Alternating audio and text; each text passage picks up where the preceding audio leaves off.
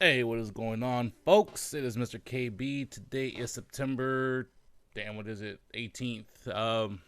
It's 156, almost 2 o'clock, and I just witnessed the Niners lose to the Carolina Panthers. I had a pretty, I guess, good moment. You guys ever seen the clip of like a game, Miami Heat are down like 20 something points, and then like all the fans leave?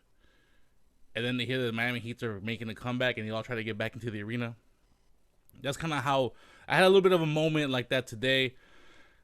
I thought the Panthers were gonna just maul them up on the third quarter, and it was 31-10, I believe, in the third after the third quarter, and I almost stopped watching. And I'm kind of glad I didn't. Got to see our team come up a little bit, but they lost. Unfortunately, that's the unfortunate part. There were a couple things that need to be addressed on the offensive side. I'm not sure what games the announcers were watching, but I believe it was Tiki Barber, or was it Rondé? It was Rondé Barber who said that the Niner fans should be happy that what Chip Kelly's doing with the offense. Chip Kelly hasn't done anything with this offense. The same thing I said last week still happened today. They went dead in the third quarter. It was a pretty close game. It was 17-10 at the half. The Niners had the ball first to start the half, and they just went dead. They didn't score any points whatsoever, while the Panthers scored 14. So it was 31-10 after 3. Now, in the fourth quarter, things changed a little bit. There was a fumble from Newton. They scored off of that. But the thing is, they scored a field goal, but they scored. So we'll put that in the positive column. Like, they kicked it off after their field goal. Ted Ginn actually just dropped the ball at the 2-yard line, and they were able to score off of that, and they got 10 points quick and easy right there as it was. And then they made it a game. A couple things happened, and then Blaine Gabbert threw one to, I believe it was McDonald. Yes, Vance McDonald. He went for like 70-something yards, and, then it was 27-31 or 27, whatever the score was after that score. It made it a game. It made it interesting. And then they had a couple mishaps, a bunch of drop passes, and just miscommunications on the offense. The only reason why this team was still in the game was because of the defense. The defense had 4 turnovers, 3 plus 1 from the special teams. So I'm going to call that defensive special teams. So they had 4 turnovers, and they scored 20 points off of those 4 turnovers. The offense on the Niners only scored 7, which was that long pass from Gabbert to McDonald. It was McDonald. I'm going to say it was McDonald. It was Vance McDonald, long 75 yards. I have the stats right here. I don't know why I don't look. So, again, it's one of those things where the positive aspect of what's happening here is the defense is still a Niners defense. I said it last week. I'm going to hold on to it, even though it didn't seem like they played like that today because they allowed a bunch of yards. But to be fair, this is the Super Bowl runner-up. This is a team built for that run. And yes, who's going to stop Carolina? This team is not going to be a team that you can beat by holding back. I mean, that would be the most efficient way to beat them.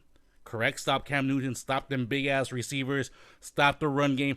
That would be the most efficient way to beat them. But that's not the way you're going to beat this team. If you can do that, you beat them. But most of the time, you're going to have to outgun them. They just put up 46 points. This defense tried. Again, they're not a top 3, top 5. I'm going to still say they're top 10. There are very few teams that I think that are built like the Carolina Panthers, that if you're not built this specific way, the Niners will have it a lot easier time stopping you. Because Carolina has 3 receivers, 2 wideouts, and a tight end who are over 6'2" and over 230 pounds. How the hell are you going to stop that? That's difficult to stop. Plus, you got 3 running backs who are about the same size. And you have a quarterback that's about the same size. So how specifically are you supposed to stop that? There's very few teams that are built that have the defense that can stop size like that. And the Niners tried their best. And I'm going to give most of the credit in the world to the defense for this showing. They played hard. Now the offense, and this is the part where they brought in Chip Kelly, the genius that is Chip Kelly. And again, I said it last week. I said it months ago when they hired this guy.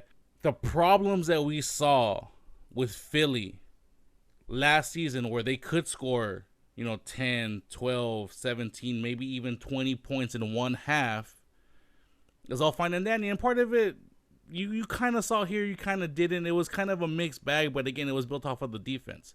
But they were able to score. They had a couple good moments. Gabber had a touchdown in the first half. They had 2 touchdowns altogether, which, again, another positive side cloud. This is his 10th game in a row where he has at least 1 touchdown. They scored 10. They couldn't do anything with it in certain key points of the first half that they needed to. And then they went dead in the third. I think they had 4 punts in the third. And part of it is his play calling doesn't change until the fourth. Literally, I don't have the exact numbers on this, but just by looking at the game, it looked like 60% of all the plays called in the first 3 quarters were all run options or some sort of formation off of that Wildcat run option formation. If it wasn't that, it was a draw. And it wasn't until maybe 12 minutes into, or not, 12 minutes remaining in the fourth quarter where you saw a standard 3 wide out, 1 tight end, 1 running back formation. And I remember that specific play because I was like, damn, it looks different. It doesn't look like a run option. So that's the problem. And again, the same problem from last week and the same problems that we saw when Tom Sula was coach is you don't have a top 3 defense anymore. You cannot go dead to start the second half. You just can't do that. You're not going to be able to play through that.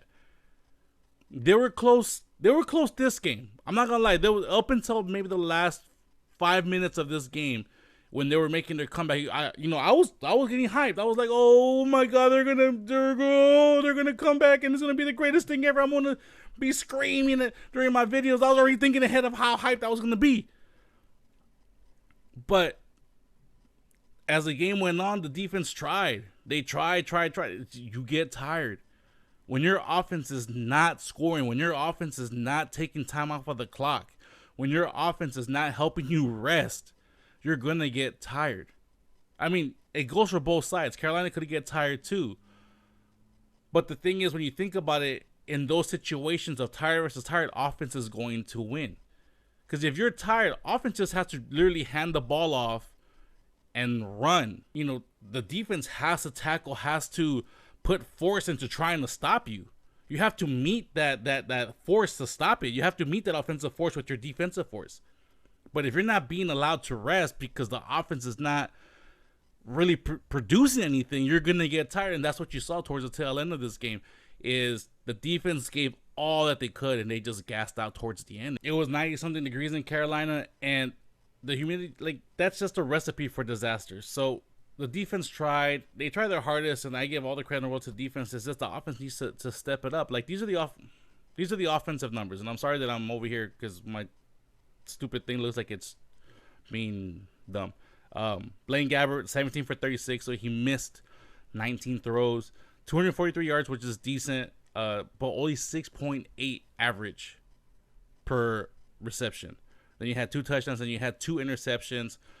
One of them was really his fault. The second one was him trying to force it and trying to create something in the last 4 minutes, and it wasn't going to happen. His rating was 64.9. I believe before the 2 picks, it was about 90. And then you had Carlos Hyde only had 34 yards as the leading rusher. Total, they had 65. That's just not going to cut it. That is the offense. Offensively, altogether, they had a little over 300 yards, 302 yards. Which, against teams that you're supposed to beat, that's probably enough.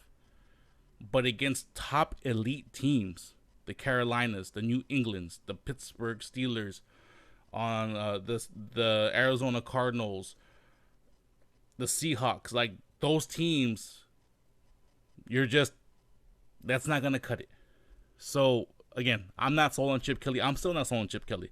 The good thing that has come from this is that in the first 2 games, they've scored together 55 points, which is a lot more than I think they did for most 3-4 game stretches all of last season.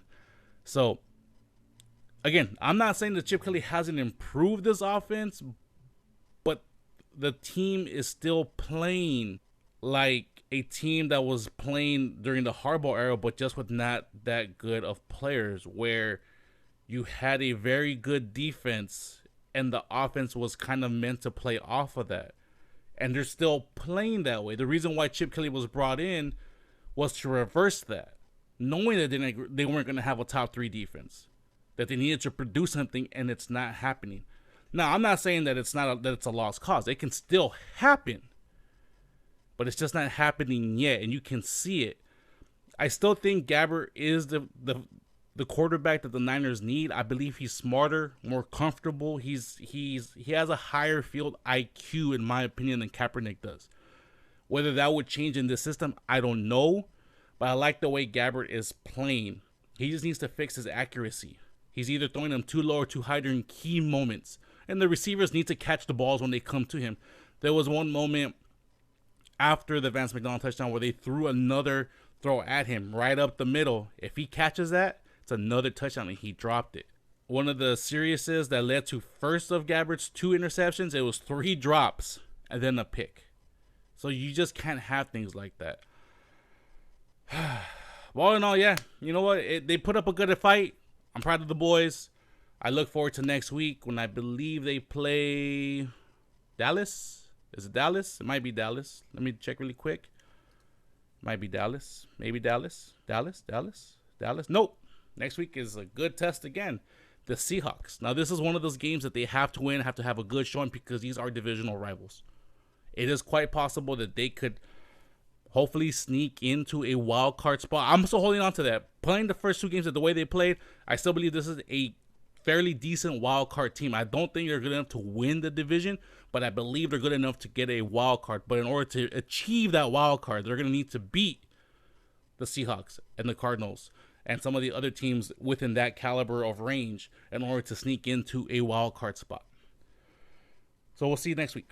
But yeah, thank you guys for watching so much, and I will be back next week with another one. Hopefully they get the win, because I despise the Seahawks. I think everybody despises the Seahawks. But yeah, love, peace, chicken grease. See you guys next week.